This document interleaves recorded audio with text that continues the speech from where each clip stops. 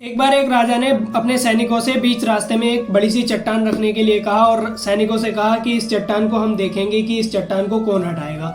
और सैनिकों से साथ में यह भी बोल दिया था कि आप लोग छुपकर ही देखना, कोई सामने आकर ये नहीं देखेगा कि कौन उस चट्टान को हटा रहा है। तो सैनिकों ने वही काम किया।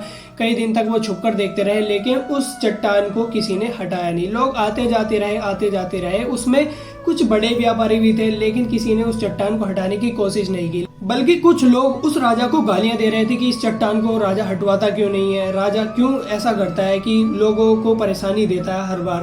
तो कई दिन तक ऐसा चलता रहा, लेकिन एक दिन एक सब्जी वाला निकलता हुआ जा रहा था। उसने देखा कि एक बड़ी सी चट्टान रास्ते में पड़ी हुई है, उस चट्टान को कोई नहीं हटा रहा और उस चट्टान से बहुत लोगों को परेशानी हो रही है। तो वो अपनी एक मजबूत सी लाठी से उस चट्टान को हटाने की कोशिश करता है।